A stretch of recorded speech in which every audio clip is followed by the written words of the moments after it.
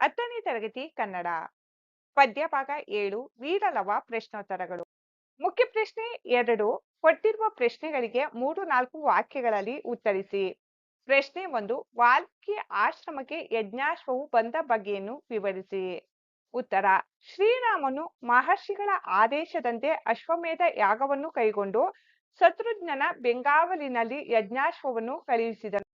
ರಾಮನ ಆಜ್ಞೆಯಂತೆ ಹೊರಟ ಯಜ್ಞಾಶ್ವವನ್ನು ಭುಜಬಲ ಪರಾಕ್ರಮಿಗಳಾದ ರಾಜರುಗಳು ತಡೆಯಲು ಹೆದರಿ ನಮಸ್ಕರಿಸಿ ಮುಂದೆ ಹೋಗಲು ಬಿಟ್ಟರು.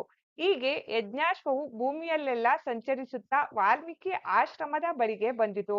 ಆಶ್ರಮದ ತೋಟದಲ್ಲಿ ಚೆನ್ನಾಗಿ ಬೆಳೆದು ನಿಂತ ಹಸುರಾದ ಹುಲ್ಲನ್ನು ಕಂಡು ತಿನ್ನಲು ಕುದುರೆಯು ಒಳಹೊಕ್ಕಿತು.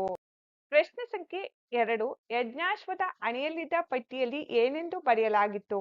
ಉತ್ತರ ಯಜ್ಞಾಶ್ವದ ಹಣೆಯಲ್ಲಿದ್ದ ಪಟ್ಟಿಯಲ್ಲಿ ಭೂಮಂಡಲದಲ್ಲಿ ಕೌಶಲ್ಯ ಮಗನಾದ ರಾಮನು ಒಬ್ಬನೇ ವೀರನು, ಇದು ಅವನ ಯಜ್ಞ ಕುದುರೆ, ಇದನ್ನು ತಡೆಯುವ ಸಾಮರ್ಥ್ಯವುಳ್ಳವರು ಯಾರೇ ಆದರೂ ತಡೆಯಲಿ ಎಂದು ಬರೆಯಲಾಗಿತ್ತು.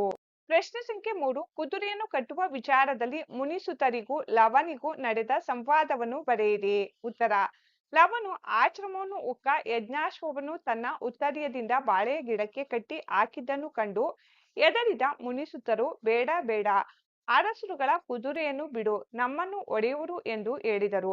ಆಗ ಲವನು ನಗುತ್ತಾ, ಬ್ರಾಹ್ಮಣರ ಮಕ್ಕಳು ಹೆದರಿದರೆ ಜಾನಕಿಯ ಮಗನು ಇದಕ್ಕೆ ಹೆದರುವನೇ, ನೀವು ಹೋಗಿ ಎಂದು ಶೌರ್ಯದಿಂದ ಹೇಳಿದನು.